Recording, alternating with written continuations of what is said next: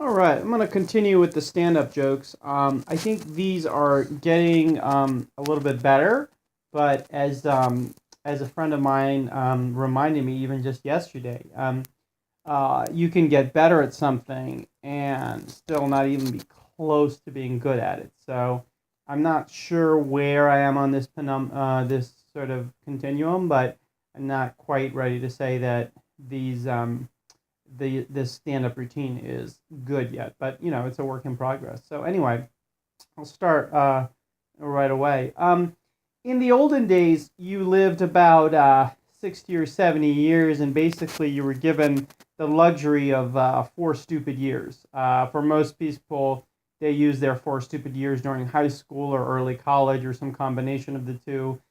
Basically, during that time, they acted like total idiots. Everyone took it for granted that they were utterly clueless about everything and moronic.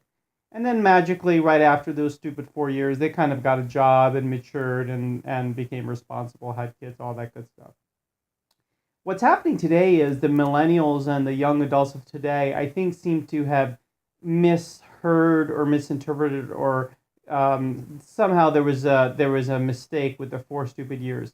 They sort of act as if you get 40 stupid years rather than four. So maybe they saw zero where it wasn't supposed to be there. So basically, the way they live is that they want to get 40 stupid years and then basically go from college to the 40 stupid years and then basically straight into Medicare and Social Security. That's actually kind of a nice life when you think about it. Like, you get all this time where you get to do whatever you want, you act stupid, no one cares. And then basically when you're old, you get taken care of by the government. So that's maybe why the millennials are so happy and so positive all the time. What does it mean? I've been thinking about what does it mean for an area to be up and coming? There's a lot of development, a lot of areas that are labeled up and coming or being developed. What's that basically mean? I think it basically means it's a place that used to be sort of quiet and charming and somewhere that you could go and sort of escape all the busyness of like a congested city life. That place is in the process of becoming basically teeming with people, gas stations, cars, groceries, restaurants, parking lots, and bars. It's going to be just a smaller version of the congested city, but with all of its problems. So instead of saying an area is up and coming, why don't we just say it's ATT or about to team? That would, I think, better capture what's actually going to happen there.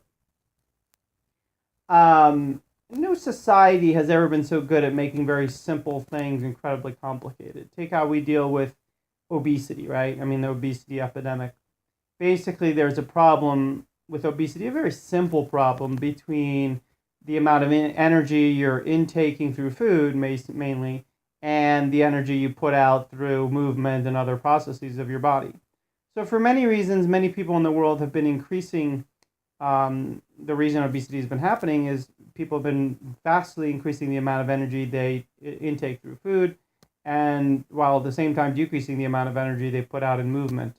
So the solution is obviously incredibly obvious. Just fix the imbalance, eat less, and move more. End of story. Do that until you've lost some weight and you think you look good. End of story. So instead of this really simple solution and narrative, we get all sorts of explanation as to why we have obesity. We blame strange chemicals like GMO or trans fats or the amount of polyunsaturated, monounsaturated fat in a diet. Or we blame things like hormones like thyroid or leptin or cortisol, or we blame things like sodium or all these other things. And then we also believe in things like superfoods like kale and chia seeds and anything else that Whole Foods sells for $20 for an ounce. And salmon as well. And so what we've done is we've taken a really simple solution and a simple problem, and we made it incredibly complicated. And everyone wants to avoid the really fucking obvious solution: eat less, move more. And I think that's something that we need to consider a little bit more. Um, that was more commentary rather than a joke. So there's so many articles today about people's sexual practices. Lots of articles on millennials and how much or how little sex they're having. You see that all the time in articles. Some some research about how often someone's having sex. I saw an article a few days ago discussing how much or Tinder use in the Olympic Village and speculating as to how much sex the Olympic athletes are going to have. Does anyone find this odd? I mean, isn't it bizarre that anyone would care about how little or how much a total sex a total stranger is having? I mean, no one seems to care how many hours a day someone rides their bike or walks their dog or spends in their grocery or the amount of time they take in the toilet. But if you start talking about sex, bang, like you absolutely need to know how often a total stranger is engaging in the activity. It's really kind of bizarre. Um, our political process is in utter shambles right now. Utter shambles. This has been probably the worst campaign ever. Just one big, massive train wreck. Like many marriages, the longer this campaign drags out, the worse it gets. So what's the solution? I think instead of spending millions and billions on rallies or conventions or ads, let's just invest as much money as we need into making a really awesome, super smart lie detector machine.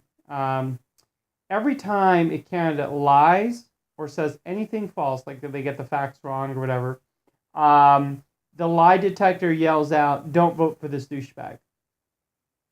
Then we simply have a 45-minute interview with a candidate in which, a few questions are posed, not many, maybe 4 or 5, maybe 6, some basic questions.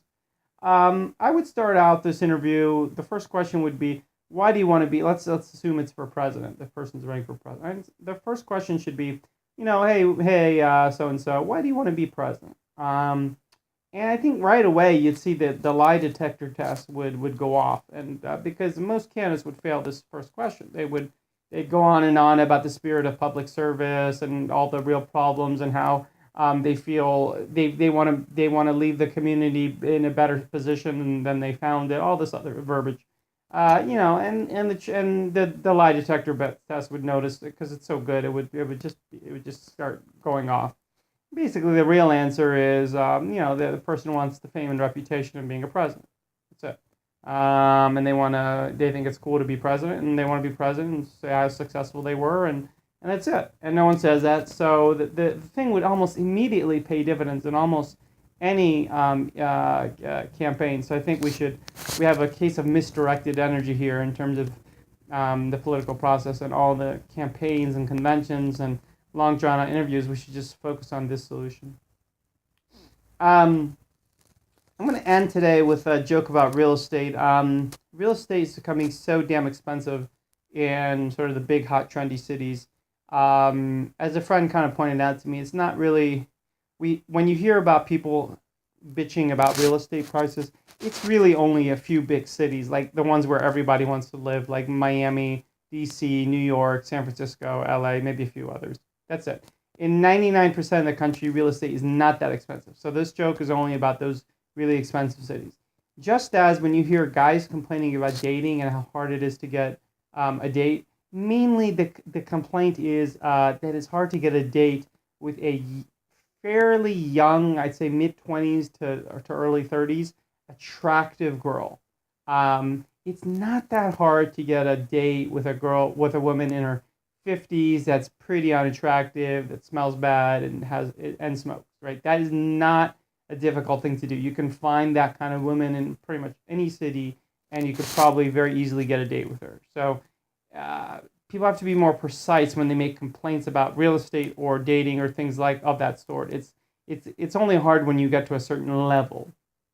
So anyway, real estate is becoming so damn expensive in these trendy cities that people are starting to pay $500,000 or up or more for properties that are with huge defects.